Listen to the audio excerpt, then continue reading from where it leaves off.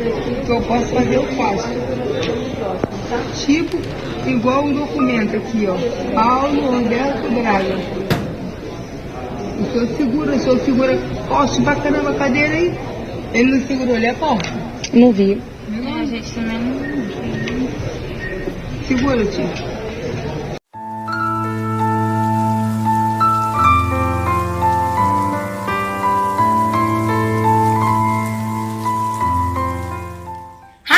Welcome to താടിയും പൊട്ടും talks guys. അപ്പൊ നമ്മുടെ ചാനൽ സബ്സ്ക്രൈബ് ചെയ്യാതെ കാണുന്നുണ്ടെങ്കിൽ സബ്സ്ക്രൈബ് ചെയ്യണം.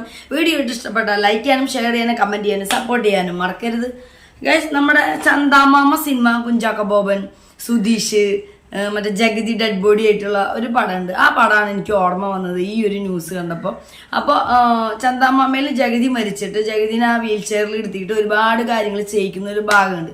അതുപോലെ തന്നെ ഗോഡ് ഫാദറിൽ ഇങ്ങനെ ശങ്കരാടിനെ കൊണ്ട് തലയ്ക്കടി കിട്ടിയ അബോധാവസ്ഥയിൽ ഇരിക്കുമ്പോൾ ഇങ്ങനെയൊക്കെ കാണിക്കുന്ന ഒരു ഭാഗം. അത് അബോധാവസ്ഥയിലാണ്, പക്ഷെ ചന്ദാമാമയിലാണ് ഡെഡ് ബോഡി വെച്ചിട്ടുള്ള സംഭവങ്ങൾ. ഞാൻ ഈ ന്യൂസ് കേട്ടപ്പോൾ ആദ്യം ആലോചിച്ചത് അത് തന്നെയാണ്. അപ്പോൾ എന്താ സംഭവം എന്നാണല്ലേ?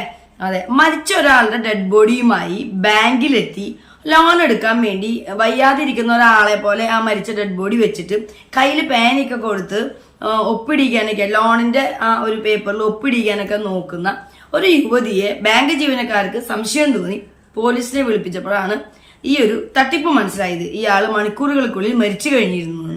അപ്പൊ അതാണ് ഇന്നത്തെ നമ്മുടെ ടോക്ക്. അപ്പൊ നേരെ നമുക്ക് വീഡിയോയിലേക്ക് പോകാം. O que eu posso fazer, eu faço. Tá? Tipo, igual o documento aqui, ó. Paulo Roberto Braga. O senhor segura forte pra caramba a cadeira aí. Ele não segurou, ele é forte. Não vi. A gente também não viu. Segura, tio. അതിനു മുന്നേ നമുക്ക് ഈ loan എടുക്കണമെങ്കിൽ കുറേ കടമകൾ കടക്കേണ്ടതായിട്ടുണ്ട്. അത് പലപ്പോഴും നമുക്ക് തലവേദനയുള്ള കാര്യമാണ്. പക്ഷെ ഈ ലോൺ എടുക്കാനായിട്ട് ഈ കടമകളൊന്നും കടക്കാൻ വയ്യാതെ അതിബുദ്ധി കാണിച്ച് കെണിയിലായ ഒരു ബ്രസീലിയൻ യുവതിയുടെ ഒരു സംഭവമാണ് ഇപ്പം പറയുന്നത് നമ്മൾ. അപ്പോൾ ഈ സംഭവം നടന്നിരിക്കുന്നത് ബ്രസീലിലെ ലിയോ ഡി ജനീറോയിലാണ്.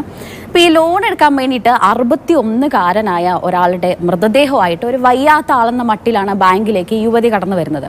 പിന്നെ നമുക്ക് കാണാനായിട്ട് സാധിക്കുന്ന ഇവരുടെ അഭിനയമാണ്. നമ്മൾ ഇടയ്ക്കൊക്കെ തമാശയ്ക്ക് പറയാറുള്ളത് പോലെ ഇതൊരു അഭിനയമാണെങ്കിൽ ഇവർക്ക് ഓസ്കാർ കൊടുക്കേണ്ടതായിട്ട് തന്നെ വരും.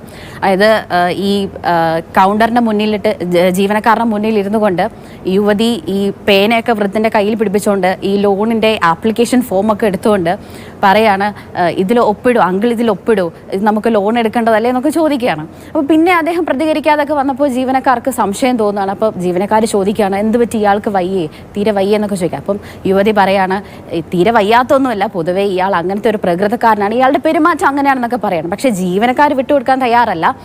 പക്ഷേ ഈ ജീവനക്കാര് പോലീസിനെ വിവരം അറിയിക്കുകയാണ് സംശയം തോന്നിട്ട്. അപ്പോൾ പോലീസ് എത്തി പരിശോധനയൊക്കെ നടത്തിയപ്പോഴാണ് ഏതാനും മണിക്കൂറുകൾക്ക് മുന്നേ ഇയാൾ മരിച്ചതാണെന്നുള്ള വിവരം അറിയുന്നത്. ഉടനെ തന്നെ യുവതിനെ കസ്റ്റഡിയിലെടുത്തു. മൃതദേഹം പോസ്റ്റ്മോർട്ടം നടപടികൾക്കായിട്ട് ആശുപത്രിയിലേക്ക് വിട്ടുകൊടുക്കുകയും ചെയ്തു. അപ്പോൾ ഈ സ്ത്രീയുടെ ആരാണ് ഈ വൃദ്ധൻ എന്നുള്ള കാര്യത്തിലും ഈ തട്ടിപ്പിൽ കൂടുതൽ പേര് പങ്കാളികളായിട്ടുണ്ടോ എന്നുള്ള കാര്യത്തിലൊക്കെ അന്വേഷണം നടന്നു വരികയാണ്. അതായത് $3250, നമ്മൾ ഇന്ത്യൻ റുപ്പിയിലേക്ക് പറയുവാണെങ്കിൽ 2 ലക്ഷത്തിലധികം രൂപ തട്ടിയെടുക്കാൻ വേണ്ടിയിട്ടാണ് ഇവരിങ്ങനെ ഒരു കാര്യം ചെയ്തിരിക്കുന്നത്.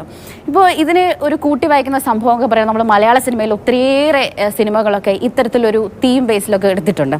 അത് ചന്ദാമാമ എന്നുള്ള സിനിമയൊക്കെ എടുക്കുകയാണെന്നുണ്ടെങ്കിൽ നമ്മൾ ഈ ജഗതി ശ്രീകുമാറിൻ്റെ ഡെഡ് ബോഡിയൊക്കെ വെച്ചുകൊണ്ട് കുഞ്ചാക്ക ബോബനും കൂട്ടരും ഒക്കെ കാണിക്കുന്ന രംഗങ്ങളും, അതുപോലെ തന്നെ ഗോഡ് ഫാദർ സിനിമയിൽ ശങ്കരാടിയെ വെച്ചുകൊണ്ട് ജഗദീഷ് കാണിക്കുന്ന രംഗങ്ങളൊക്കെ നമ്മളെ കുടുകുടാ ചിരിപ്പിച്ചതാണ്. പക്ഷേ ഇതത്ര കോമഡി ആക്കേണ്ട കാര്യമൊന്നും ഇല്ല. കാരണം അത്രയേറെ ഗൗരവമായൊരു സംഭവമാണ്. ഒരു ജീവൻ വെച്ചാണ് ഇത് കളിച്ചിരിക്കുന്നത്. അതുകൊണ്ട് തന്നെ ഈ പ്രതിക്ക് അർഹമായ ശിക്ഷ കിട്ടിയിരിക്കുന്നു. അവരെ നിയമത്തിന് മുന്നിലേക്ക് എത്തിക്കാൻ സാധിച്ചു. അതിന് ബാങ്ക് ജീവനക്കാർക്ക് ഒരു വലിയ കയ്യടി തന്നെ കൊടുക്കേണ്ടതായിട്ട് വരും.